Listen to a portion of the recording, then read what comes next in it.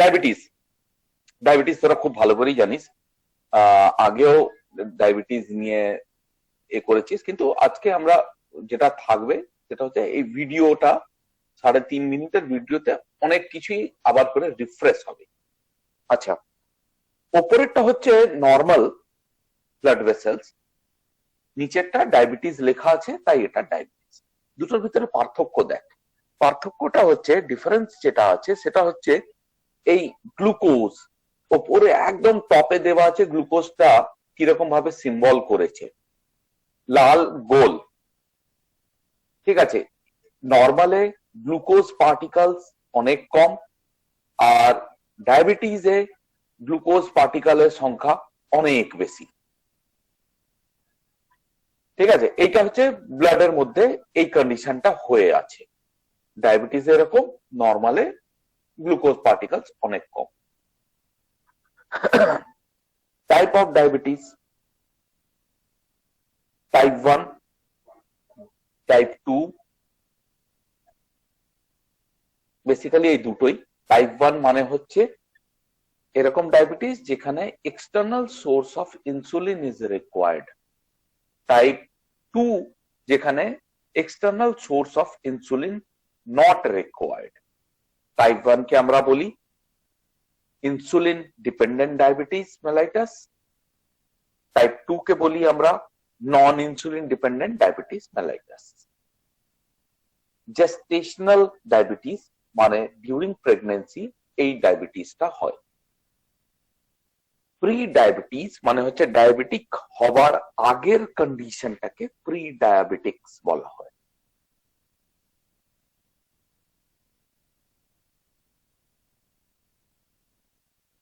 আচ্ছা, এবার একদম বডির ভেতরে কি হয় সেইটা দেখাবার চেষ্টা করছে। প্রথমে লোকটা খাবার খেলো, পেটে গেল, কার্বোহাইড্রেটস গুলো ব্রেকডাউন হলো, কঠিন কার্বোহাইড্রেটস গুলো ব্রেকডাউন হলো, আর গ্লুকোজ পার্টিকেলটা আবার করে আমি একটুখানি পিছাই, ঠিক আছে, খেলো। এই রেড গুলো হচ্ছে গ্লুকোজ, ইন্টেস্টাইনে এলো, ইন্টেস্টাইন থেকে ব্লাড ভেসেলসে চলে এলো, প্যানক্রিয়াস আছে। আচ্ছা, এখানে আমি একবার আটকাই। খাবার আসার সাথে সাথে প্যানক্রিয়াস কি করে বুঝে যাচ্ছে কি ওকে ইনসুলিন বার করতে হবে? এই মেকানিজমটা এরকম ভাবে প্রসেসটা চলে। পেটে খাবার গেল, স্টমাকে, সেইখান থেকে বড় কার্বোহাইড্রেট গুলো ব্রেকডাউন হলো সিম্পলার কার্বোহাইড্রেট মানে গ্লুকোজে, সেই গ্লুকোজটা স্মল ইন্টেস্টাইন থেকে অ্যাবজর্ব হলো ব্লাড ভেসেলসে।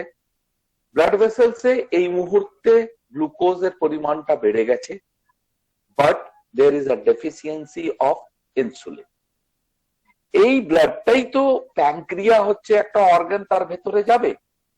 যখনই প্যানক্রিয়াসের ভেতরে হাই গ্লুকোজ কন্টেন্ট ব্লাডটা যাচ্ছে, সেই অ্যামাউন্ট অফ গ্লুকোজটা দেখার সাথে সাথে প্যানক্রিয়াসের বিটা সেলগুলো অ্যাক্টিভেট হচ্ছে, আর এই ব্লু কালারের ট্রায়াঙ্গুলার যেটা বেরোচ্ছে সেটা হচ্ছে ইনসুলিন।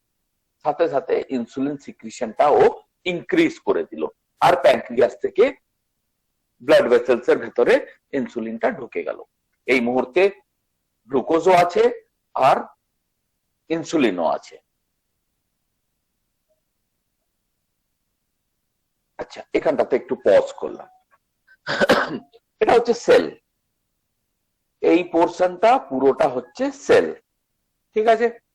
সেলটা ব্লাড ভেসেলস থেকে নিজের অক্সিজেন নেয়, নিজের কার্বন ডাই অক্সাইড ওকে ব্যাক করে দেয়, নিজের ওয়েস্ট পার্টিকেলস ওকে ব্যাক করে দেয়, ওর খাবার দাবার ব্লাড ভেসেলস থেকে নেয়। এটা হচ্ছে সাপ্লাই চেইন, ঠিক আছে। এই সাপ্লাই চেইনের ভেতরে অনেক এরকম জিনিসপত্র আছে যেই জিনিসটা সেল নিজের ভিতরে চায় না। তাই সেল যখনই এর যে কোনো জিনিস নিজের ঘরের ভেতরে ঢোকাবে, ও কিন্তু প্রচন্ড স্পেসিফিক। স্পেসিফিক না হলে এই সেলটা মরে যাওয়ার চান্সেস অনেক বেশি, ঠিক আছে। এগুলো হচ্ছে রিসেপ্টর। এই রিসেপ্টর গুলো হচ্ছে ইনসুলিন এর মধ্যে যোগ হয়। ইনসুলিন যখনই রিসেপ্টরের ভিতরে যোগ হয়, তখনই এই গেট, এই গ্রিন কালার যেগুলো দেখতে পাচ্ছিস, এই গ্রিন কালার গুলো হচ্ছে গেট। এই গেট গুলো ওপেন হয়ে যায় গ্লুকোজ গুলোকে ভেতরে নেবার জন্য। এটা কিন্তু নর্মাল হিউম্যান বিং এ হচ্ছে, ঠিক আছে?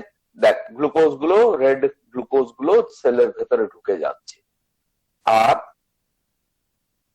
প্রতিটা রিসেপ্টরের মাথায় ঢুকে আছে ইনসুলিন। অনেকটা লক এন্ড কি এর মতন হয়। টাইপ 1 ডায়াবেটিস মানে হচ্ছে এরকম ডায়াবেটিস যেখানে ইনসুলিন দরকার পড়ে বেঁচে থাকার জন্য। এক্সটার্নাল সোর্স অফ ইনসুলিন তখনই দরকার যখন আমাদের প্যানক্রিয়াস কিছুতেই আর ইনসুলিন সিক্রিশন করতে পারছে না। এই কালো স্পট যেগুলো দেখছিস, এই কালো স্পট গুলো হচ্ছে বিটা সেল, যেগুলো অলরেডি ড্যামেজ হয়ে গেছে, এর আর ক্ষমতা নেই এখান থেকে সিক্রিশন করার।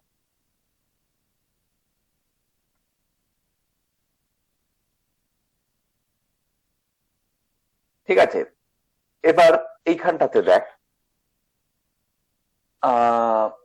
পেশেন্টের টাইপ 1 ডায়াবেটিস মানে almost zero amount of insulin বেরোচ্ছে, তাও অল্প স্বল্প কিছু বিটা সেল তো বেঁচে থাকবে, সেইখান থেকে কিছু বেরিয়েছে।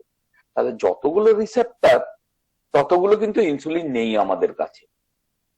তাই এই গ্লুকোজ গুলো কনজিউম হচ্ছে না, সেলের ভেতরে ঢুকতে পারছে না। সেলের ভেতরে যখনই গ্লুকোজ ঢুকতে পারছে না, তখনই এনার্জি প্রোডাকশনটা সামহাউ কম্প্রোমাইজ। সেই লোকটার শরীরের ভেতরে এনার্জি থাকবে না, তার কারণ সেল খাবার পাচ্ছে না।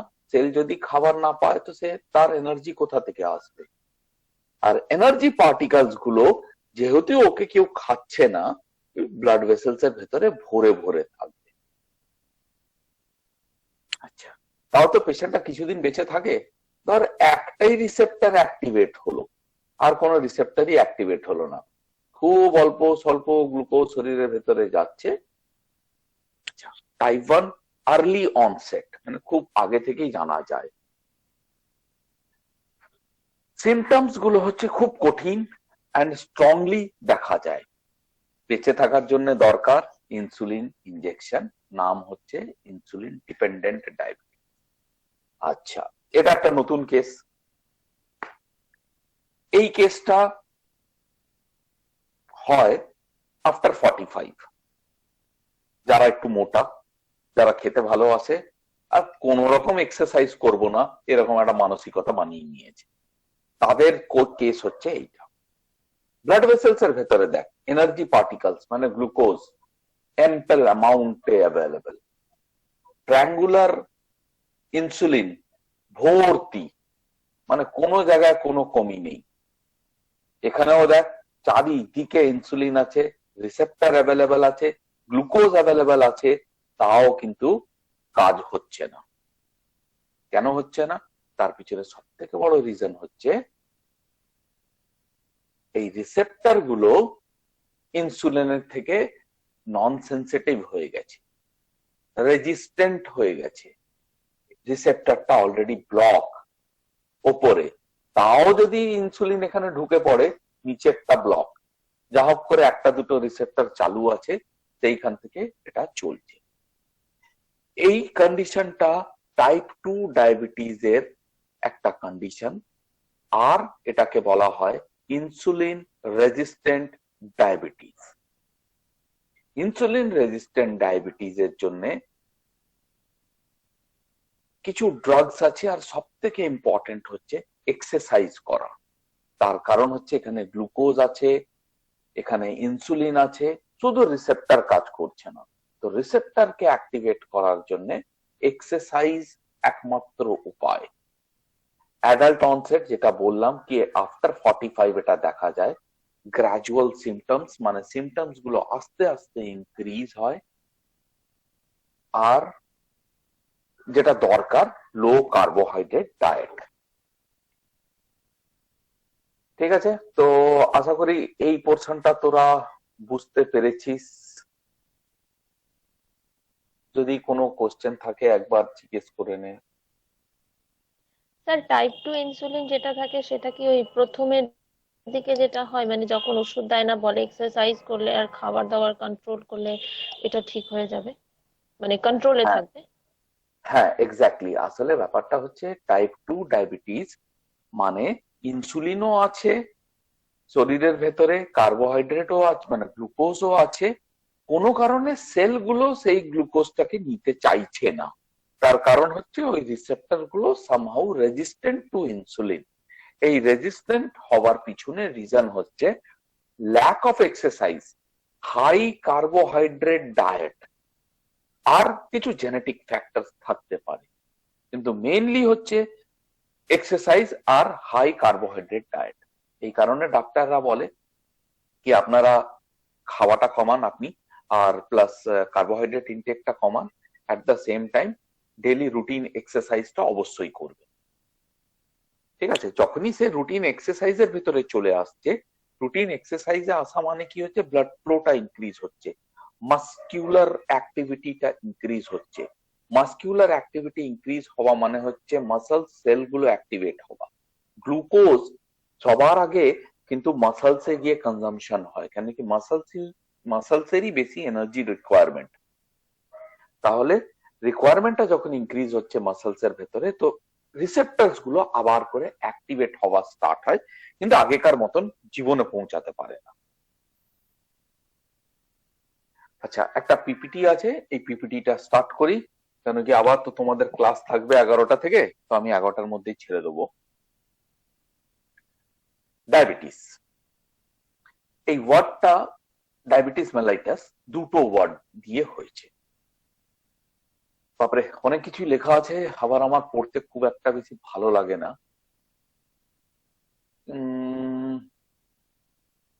থাক, ইন্ট্রোডাকশন তোরা জানিস, আবার কি এটা ইংলিশ থেকেই পড়ে আবার তোদেরকে শোনাবো।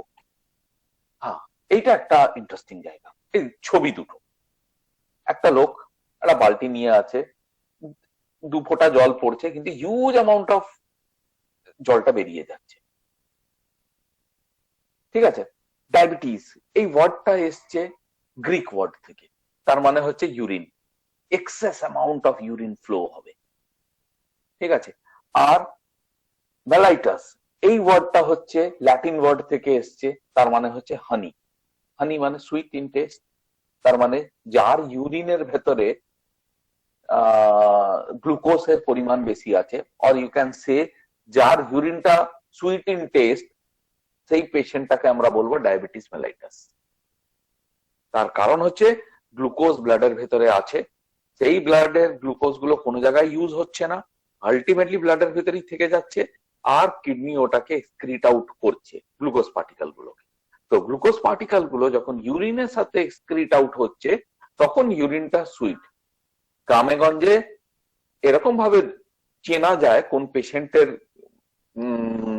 ডায়াবেটিস হয়েছে, যার পেচ্ছাপে পিঁপড়ে পিঁপড়ে ধরেছে, যার পেচ্ছাপে, তার হয়েছে ডায়াবেটিস।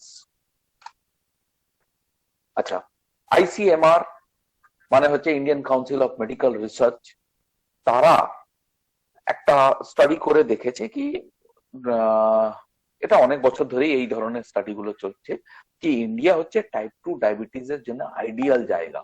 আর ইন্ডিয়া কিছুদিনের মধ্যেই টাইপ 2 ডায়াবেটিস এর তোমার ওয়ার্ল্ড এর ক্যাপিটাল হয়ে যাবে। তার মানে number of type 2 diabetic patient ইন্ডিয়াতে সব থেকে বেশি থাকবে।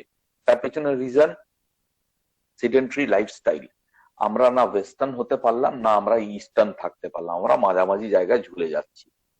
ভোর 4টে পর্যন্ত আমরা মোবাইল করি, কোনো ফিজিক্যাল এক্সারসাইজ করি না।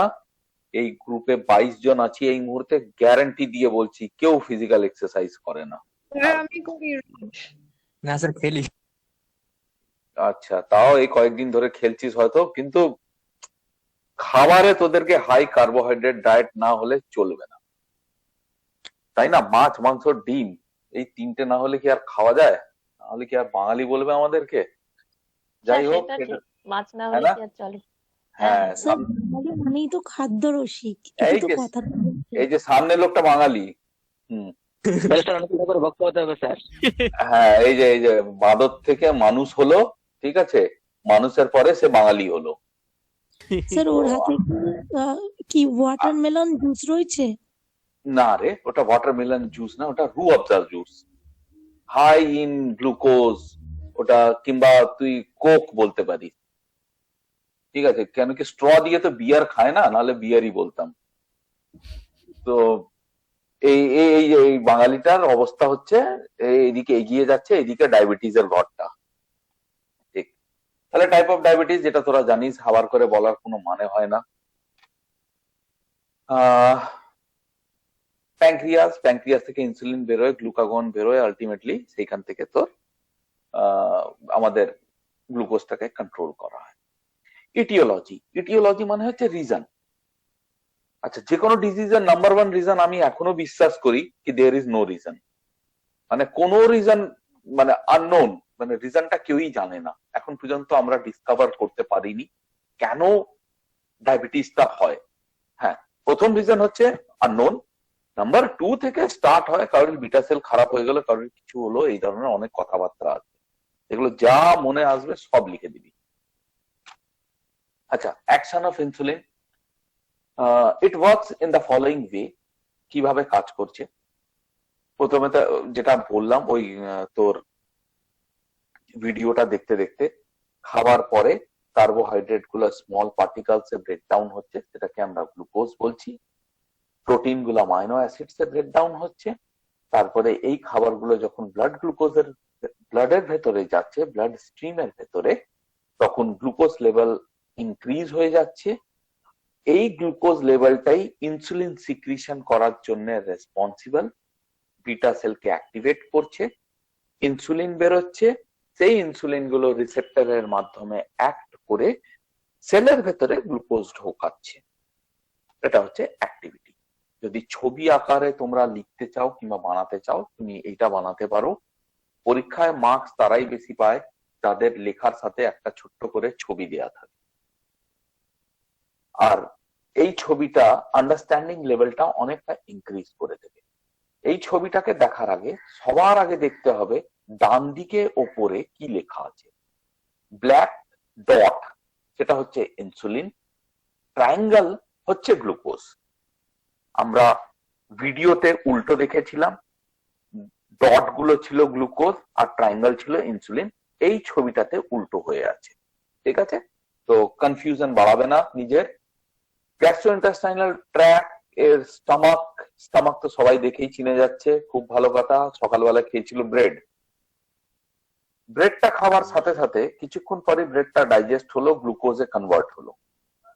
স্টমাক থেকে কিন্তু কোনো কিছু অ্যাবজর্ব হয় না, এটা পুরো ভুলভাল জিনিস দেওয়া আছে। স্টমাক থেকে এটা স্মল ইন্টেস্টাইনে যাবে, স্মল ইন্টেস্টাইনে রিচ ব্লাড ভেসেলস আছে ওর আশেপাশে, সেই ব্লাড ভেসেলসে গ্লুকোজটা অ্যাবজর্ব হয়ে যায়। এই গ্লুকোজটা আর এই ব্লাড ভেসেলসটা সারা শরীরে ছড়িয়ে আছে। সারা শরীরে ছড়িয়ে আছে বলতে এটা সবার আগে লিভারে যায়, লিভার থেকে এটা অন্য জায়গায় যায়, সেটাকে আমরা বলি ফার্স্ট পাস মেটাবলিজম। ঠিক আছে, তো ব্লাড গ্লুকোজ এই ব্লাড ভেসেলসটা প্যানক্রিয়াসে ঢুকলো, প্যানক্রিয়াসের ভিতরে যখন ব্লাডটা ঢুকলো তখন গ্লুকোজের লেভেল অনেক বেশি, ইনসুলিনকে অ্যাক্টিভেট করলো, ইনসুলিন সিক্রিশন করে আবার ব্লাড ভেসেলস এর ভেতরে ঢেলে দিল। এবার দেখাচ্ছে শরীরে ব্লাডটা কোথায় কোথায় যাচ্ছে, মেনলি তিনটে জায়গা। প্রথম হচ্ছে মাসলসে এলো আর কাজ করলো আর এনার্জি প্রোডাকশন করলো। ঠিক আছে, সাথে সাথে লিভারেও গেল, লিভারে গিয়ে গ্লুকাগন স্টোরেজটা বাড়িয়ে দিল। ঠিক আছে, আমাদের মতন লোক তো এক্সারসাইজ করে না, তাই মাসলস এর কোনো খুব একটা বেশি দরকার পড়ে না। ভালো কথা, মাসলস যখন খুব বেশি দরকার পড়ছে না, মাসলস ফেরত পাঠিয়ে দিল, লিভারে গেল, গ্লুকাগন স্টোরেজ হলো, যতটা ক্ষমতা করলো, তারপরে ও ফেরত পাঠিয়ে দিল। তারপরে কোথায় গেল? হ্যাঁ, অ্যাডিপোজ টিস্যু। এর কাছে স্টোরেজের কমি নেই, সে স্টোর করে করে কিরকম নিয়ে ওর এডিপোজে পুরো জমা হয়ে গেছে, যে এক্সট্রা ফ্যাট যেটা ছিল। ব্যাস,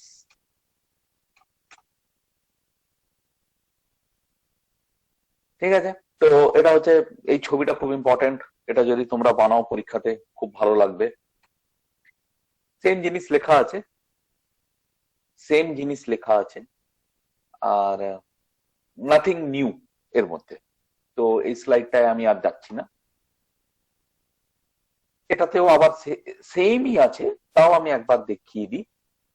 ওপরটা হচ্ছে তোমার ডায়াবেটিক পেশেন্টের, ঠিক আছে, উপরে ব্লাড ভেসেলসটা, নিচের ব্লাড ভেসেলসটা হচ্ছে নর্মাল পেশেন্টের।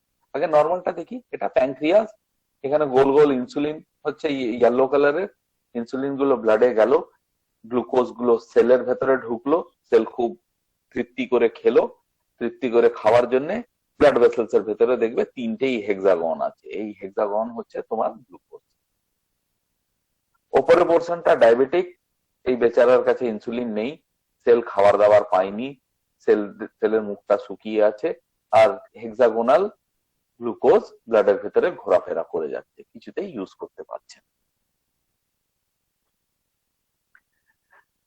টাইপ 1 তার কি কি আছে, মানে প্যাথোফিজিওলজি, কিছু বলার নেই, এগুলো তোমরা দেখে নেবে। এই এতক্ষণ যেটা বললাম সেটাই ইংলিশে গুছিয়ে লেখা আছে। প্যাথোফিজিওলজি অফ টাইপ 2, এটাও বলেছি আমি, এই জিনিসটাই এখানে লেখা আছে। আবার করে একটা ফটো দেওয়া আছে, এই ফটোটা হচ্ছে কিন্তু ইনসুলিন রেজিস্ট্যান্ট ডায়াবেটিস, মানে টাইপ 2 ডায়াবেটিস যাদের, তাদের। প্রথমটা হচ্ছে ফার্স্ট যেই ছবিটা, সেটা হচ্ছে নর্মাল ছবি, এখানে ব্লু কালারের গ্লুকোজ, ইয়েলো কালারের ইনসুলিন জোড়া লাগছে, সেলের ভেতরে ঢুকছে, অনেকগুলো গ্লুকোজ আর ইনসুলিন বেরিয়ে গেছে। পরেরটা হচ্ছে ডায়াবেটিক, ইনসুলিন রেজিস্ট্যান্ট ডায়াবেটিস, গ্লুকোজও ভর্তি, ইনসুলিনও ভর্তি, কিছুতেই সেল আর নিচ্ছে না, তাই মাত্র তিনটে এদিক থেকে বেরিয়েছে, ঠিক আছে। আবার একই জিনিস বলা আছে, গেলাম না এর মধ্যে। জেস্টেশনাল ডায়াবেটিস মানে হচ্ছে ডিউরিং প্রেগন্যান্সি দেখা গেছে কি অনেক ফিমেলদের টাইপ 2 ডায়াবেটিস ধরা পড়ে, আর সেই জিনিসটাই দেখা যায়। Difference between type 1 and type 2, এটা বোঝার জন্য একটু দরকার। টাইপ 1 অনেক ইয়াং এজে ধরা পড়ে, টাইপ 2 হচ্ছে মিডল এজ এন্ড এল্ডারলি পেশেন্টের ক্ষেত্রে ধরা পড়ে। টাইপ 1 পেশেন্টের নর্মাল বিএমআই থাকে, বডি মাস ইন্ডেক্স, মানে সে মোটা নাও থাকতে পারে। Type 2 usually overweight and obeys. তুমি ওভারওয়েট কিনা সেটা কিভাবে বার করবে, সেটা বার করার খুব সিম্পল ফর্মুলা, নিজের হাইটকে সেন্টিমিটারে কনভার্ট করবে, সেন্টিমিটারে কনভার্ট করার পরে 100 মাইনাস করে দেবে, যা বাঁচবে সেটাই হচ্ছে তোমার আইডিয়াল ওয়েট থাকার কথা। এক্সাম্পল আমি নিজেকে দিয়েই দিই, আমার হাইট 171 সেন্টিমিটার, আমার আইডিয়াল ওয়েট হওয়ার কথা 71, ঠিক আছে, একটু বয়সটা বেড়েছে, আমি ওটাকে 72 73 পর্যন্ত রাখতে পারলে সেটা হচ্ছে আমার আইডিয়াল ওয়েট। কিন্তু এই মুহূর্তে আমি almost 10 KG overweight. 10 KG overweight মানে হচ্ছে আমি একটা বড় কাস্টমার টাইপ 2 ডায়াবেটিস এর জন্য। যদি আমি ইমিডিয়েটলি জিনিসটাকে না সর্ট আউট করতে পারি, তাহলে আমি এই জায়গাতে পৌঁছে যাব। তার সাথে ফ্যামিলি হিস্ট্রি আছে আমাদের বাড়িতে সবারই নয়, মানে অনেকজনের টাইপ 2 ডায়াবেটিস আছে, whereas টাইপ 1 এর জন্য কিন্তু কোনো ফ্যামিলি হিস্ট্রি দরকার পড়ে না। সিমটমস, এই ডায়াবেটিসের যে সিমটমসটা থাকে এখানে লেখা আছে কি ভেরি শর্ট ডিউরেশন, কিন্তু ব্যাপারটা ওরকম নয়। যখনই ডায়াবেটিস ধরা পড়ছে টাইপ 1 ঠিক হবার নয়, যেমনি টাইপ 2 ও ঠিক হবার নয়, কিন্তু টাইপ 1 তো একদমই নয়, কেন কি টাইপ 1 কে বেঁচে থাকতেই হয় ইনসুলিন দিয়ে। আর এখানে সিমটমসটা অনেক দিন ধরে স্লোলি দেখা যায়।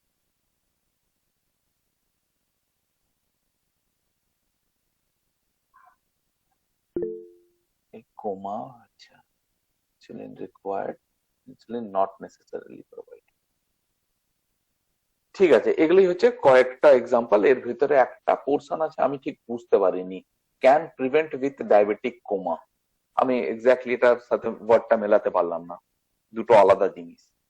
আচ্ছা, আমি আর গেলাম না। এখানে ডিফারেন্স দিয়েছে 1990-তে মানুষরা কিরকম ছিল আর তার সাথে টিভিটা দেখতে কিরকম ছিল। হঠাৎ করে 2008-এর ছবি এটা, কিন্তু এটা 2018 বললেও খারাপ হয় না। 2018 অবস্থা, লোকটা কত হেলদি হয়ে গেল আর টিভিটা কত স্লিম হয়ে গেল। ঠিক আছে, এখানে আরেকটা ছবি দেওয়া আছে। এই ছবিতে বলা হয়েছে টাইপ 2 ডায়াবেটিস কার কার হওয়ার চান্স আছে। এখানে এজ দিয়েছে 65, তার সাথে ফ্যামিলি হিস্ট্রি, প্রচন্ড স্ট্রেস নেয় সে, তার হবে যে একটু মোটা, তার হাই কোলেস্ট্রল খাবার খায়, হাইপার টেনশনও আছে, আবার ফ্যামিলি হিস্ট্রি আছে, প্রেগনেন্সিতেও চান্স বেড়ে যায়, সার্টেন মেডিকেশন। আর এটা কি বল? আচ্ছা, সিমটমস অফ ডায়াবেটিস। সিমটমস এর, ডায়াবেটিসের যে সিমটমস গুলো হচ্ছে না, এখানে অনেক কিছু লেখা আছে, কিন্তু আমি না একটা একটা করে আসছি। ঠিক আছে, মানে ব্যাপারটা হচ্ছে একটু মানে সব রিলেটেড। যেরকম ডায়াবেটিস ওয়ার্ডের মানে হচ্ছে huge amount of urine excretion হয় যার, সেটা হচ্ছে ফার্স্ট সিমটম। তো সেটাকে খুব কঠিন ভাবে যদি বলতে হয়, পলিইউরিয়া বলে দিলাম। কিন্তু পলিইউরিয়াটা কেন হয়? পলিইউরিয়াটা হওয়ার পিছনে রিজন হচ্ছে ব্লাডের ভিতরে যখন গ্লুকোজটা বেড়ে যায়, সেই সময় তোর কিডনিতে সোডিয়াম আর ওয়াটার রিটেনশনটা কমে যায়। ঠিক আছে, যখন ইউরিন ফিল্টারেশন করছে সেই সময় ইউরিনে ওয়াটারটা গেল, সেখান থেকে আবার করে কিডনি ওটাকে রিটেইন করে নেয়, ব্লাডের ভিতরে নিয়ে নেয়, আর শুধু অল্প অ্যামাউন্ট অফ ইউরিনই শরীর থেকে পাস করে। কিন্তু যখনই গ্লুকোজ বেশি থাকে এই সময় ওয়াটার রিটেনশনটা কমে যায়। তাহলে পলিইউরিয়া এই ওয়ার্ডটা মানে হচ্ছে excess amount of urine pass, তার reason high amount of glucose, water রিটেনশনটা কমে যায়, তাই ইউরিন পাস বেশি হয়ে গেল।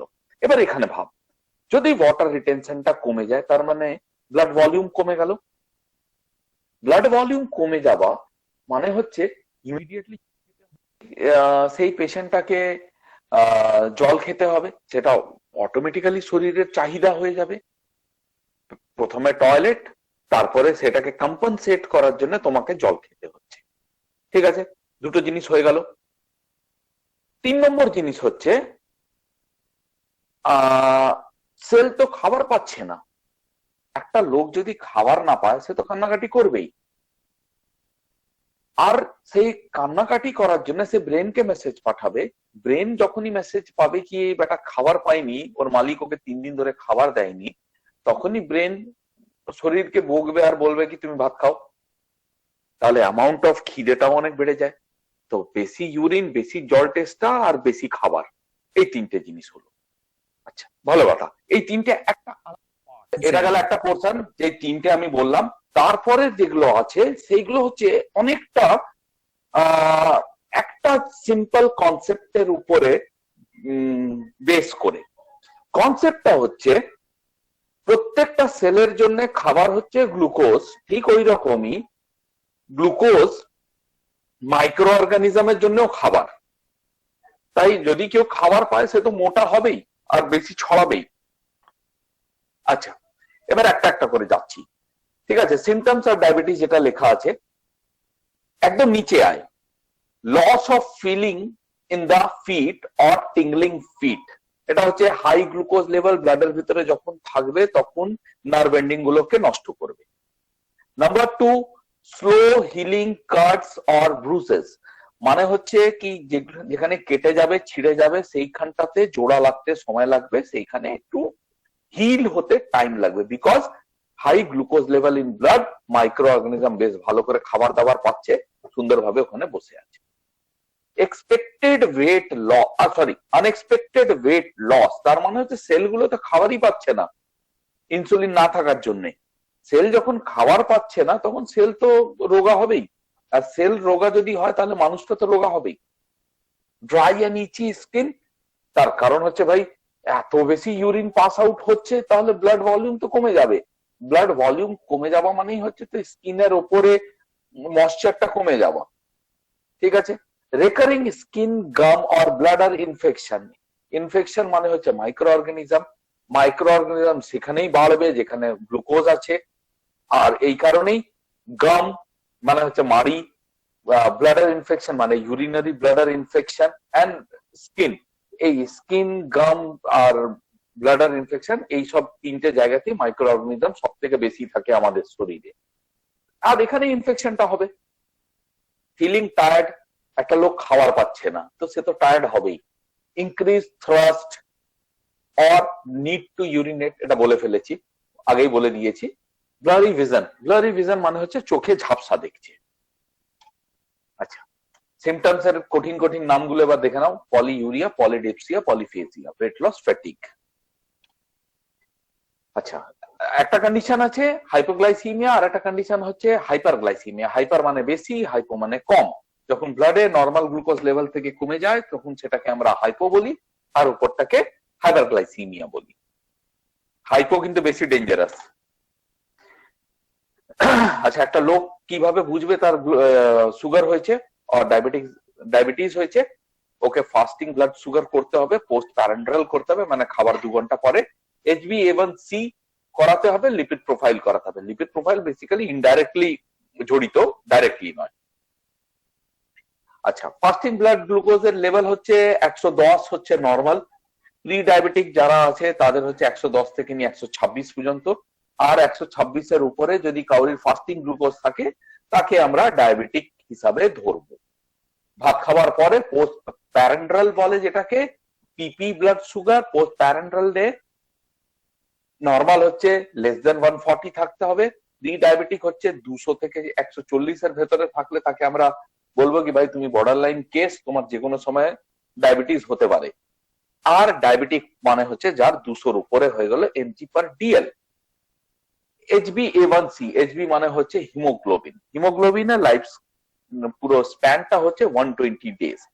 120 ডেজে একটা হিমোগ্লোবিন যখন বেঁচে থাকে শরীরের ভেতরে, সে তো সবসময় গ্লুকোজের সাথেই থাকছে, তো ওর উপরে একটা গ্লাইকোসিলেটেড হয়ে যায়, মানে তার উপরে একটা লেয়ার পড়ে যায়।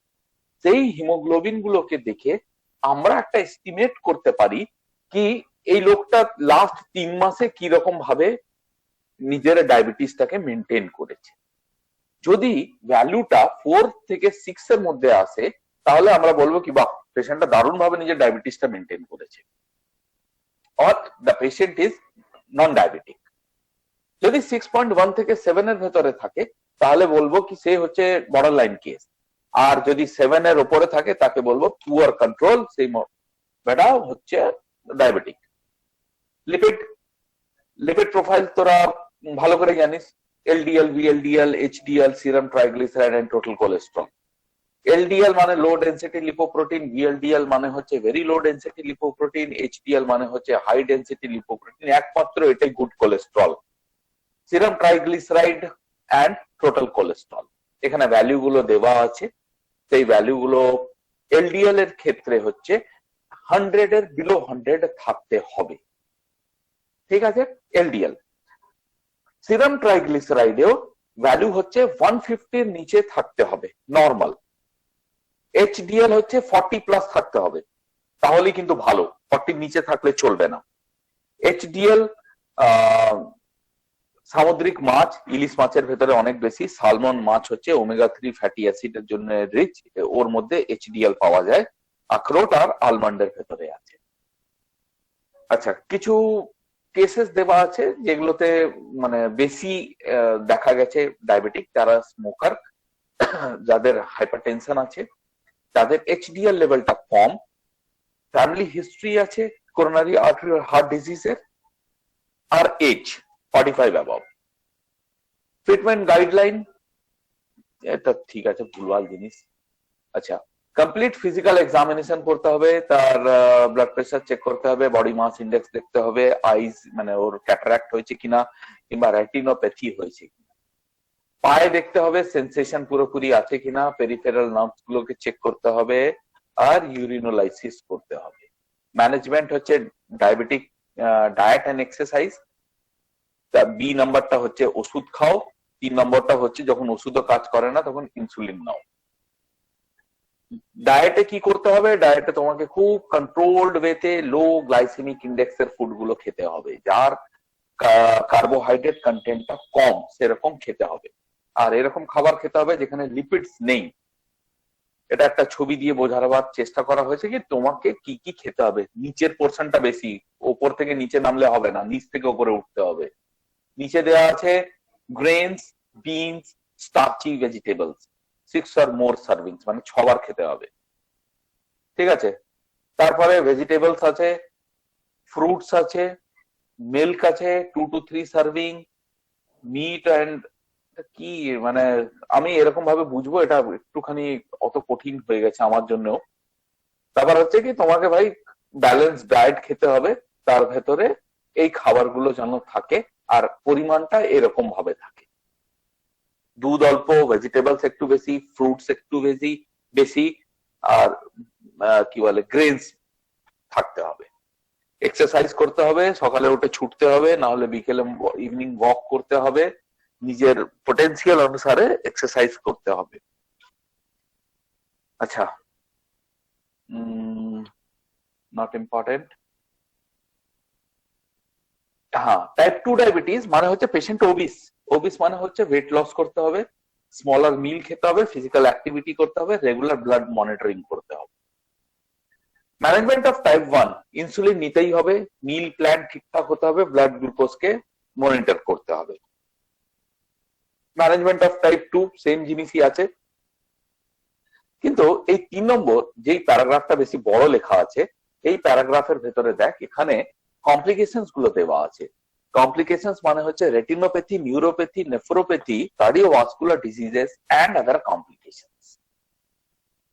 ঠিক আছে, এবার এই যে কমপ্লিকেশনস গুলো আছে, এই কমপ্লিকেশনস গুলোকে দুটো ভাগে আমরা ভাগ করি, ম্যাক্রোপ্যাথি এন্ড মাইক্রোপ্যাথি। প্যাথি মানে হচ্ছে রোগ, মাইক্রো মানে হচ্ছে খুব সরু, ম্যাক্রো মানে হচ্ছে চড়া। মাইক্রো ওই ব্লাড ভেসেলস গুলো যেগুলো খুব সরু ব্লাড ভেসেলস, যার ভেতরে রেটিনা আসবে, চোখের নিউরনস গুলো আসবে, কিডনির নেফ্রনস গুলো আসবে, এগুলো হচ্ছে মাইক্রোপ্যাথি। চোখের রেটিনা যদি খারাপ হয় তাহলে রেটিনোপ্যাথি, হাই গ্লুকোজের জন্য রেটিনাটা নষ্ট হয়। নিউরনস গুলো খারাপ হয়ে যায়, নার্ভের ডিজিজেস স্টার্ট হয়ে যায়, ওটাকে আমরা বলবো নিউরোপ্যাথি। আর কিডনি ড্যামেজ হয় হাই ডায়াবেটিসে, ওটাকে আমরা বলবো নেফ্রোপ্যাথি। আর হয় কার্ডিওভাস্কুলার ডিজিজেস, সিএইচডি যতগুলো আছে, এগুলো হচ্ছে মাইক্রোপ্যাথিতে চলে গেল। আদার কমপ্লিকেশন যেটা লেখা আছে সেখানে হচ্ছে ম্যাক্রোপ্যাথি, পায়ে গ্যাংগ্রিন হওয়া, মোটা ব্লাড ভেসেলস গুলো অনেক সময় নষ্ট হয়, সেগুলো হচ্ছে পায়ে গ্যাংগ্রিন হয়ে আলটিমেটলি পাটাকে অ্যাম্পিউট করতে হয়। এখানে স্টেজেস দেওয়া আছে, যেটা নাম্বার 1, যেটা টাইপ 2 ডায়াবেটিস হয়েছে একটা পেশেন্টের, সে প্রথম সিঁড়িটায় উঠবে। প্রথম সিঁড়িটাতে দেওয়া আছে diet and exercise. Diet and exercise করে ও কন্ট্রোল করার চেষ্টা করবে। তারপরে যখন হলো না তখন ও এর পরের সিঁড়িটায় উঠবে। এই পরের সিঁড়িতে আছে একটাই ট্যাবলেট খাবে, ওরাল মোনোথেরাপি, যেটা জেনারেলি পেশেন্টটাকে দেওয়া হয় মেটফরমিন। মেটফরমিন হচ্ছে বাইগুনাইড ক্লাস অফ ড্রাগ। মেটফরমিনের 8টা অ্যাকশন এখন পর্যন্ত আমরা জানি। 8টা মানে হচ্ছে একটা ম্যাজিক ড্রাগ বলতে পারো, প্রচন্ড সস্তা ওষুধ। প্রবলেম একটাই মেটফরমিনের, প্রবলেম বলা ভুল, মেটফরমিনের মোড অফ অ্যাকশন আজ অব্দি কেউ খুঁজে বার করতে পারে। কেউ যদি বলে write down the mode of action of metformin, কোশ্চেনটা ভুল। এই কোশ্চেন হতে পারে না। কোশ্চেনটা এরকম হতে পারে, write down the actions of metformin, তখন তোরা 8টা কিংবা আরো যেগুলো আছে সেগুলো লিখবি, কিন্তু মোড অফ অ্যাকশন নেই, বাদ বাকি সব ড্রাগেরই আছে। তারপরে হচ্ছে ওরাল কম্বিনেশন।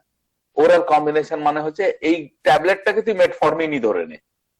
ওরাল কম্বিনেশন মানে হচ্ছে এইখানটাতে এবার sulfonylurea group of drugs add করা হয়েছে।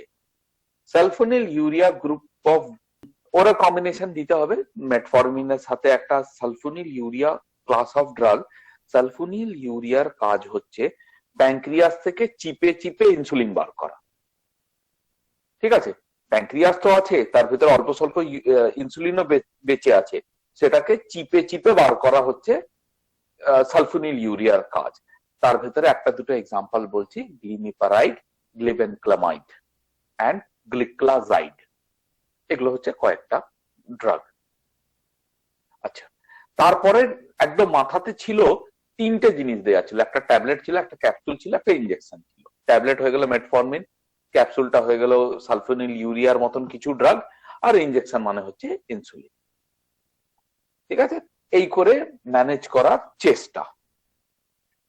আর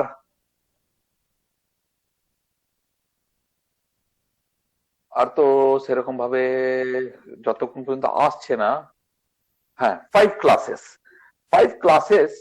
প্রথমটা হচ্ছে সালফোনিল ইউরিয়া, যেটা চিপে চিপে ইনসুলিন বার করে। বায়োগুনাইডস মানে হচ্ছে মেটফরমিন। থায়াজোলিডিডায়ন্স হচ্ছে, এটা একটা ক্লাস অফ ড্রাগ যেটা ইনসুলিনটাকে অ্যাক্টিভেট করে। তারপরে ক্লাসটা হচ্ছে আলফা গ্লাইকোসাইডেজ, এটা হচ্ছে একটা এনজাইম যে কার্বোহাইড্রেটটাকে অ্যাবজর্ব হতে দেয় না। Next, classes of oral hypoglycemic agent. ঠিক আছে, এখানে ঠিক ওই রকম ভাবে দেয়া আছে কি কোন ডিজিজটাকে কোন মানে ধরো ইনসুলিনের তো ডায়াবেটিসের তো অনেকগুলো ধরনের আছে, এবার কোনটা খাওয়ালে কি হচ্ছে সেটা দেওয়া আছে।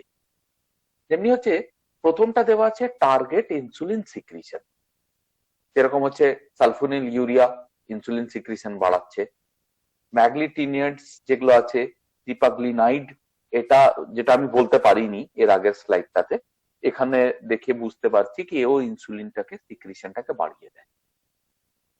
ঠিক আছে, তারপরে হচ্ছে টার্গেট ইনসুলিন রেজিস্ট্যান্স, মানে ইনসুলিন রেজিস্ট্যান্স ডায়াবেটিসে বাইগুনাইডস ইউজ করা হচ্ছে, কেন কি সে সেন্সিটিভিটিটা ইনক্রিজ করছে। আর রসিগ্লিটাজোন, এটা হচ্ছে আর একটা ড্রাগ। এই কার্বোজ হচ্ছে একটা ড্রাগ যে গ্লুকোজ অ্যাবজর্পশনটাকে আটকায় ইন্টেস্টাইনে। ঠিক আছে, নেক্সট।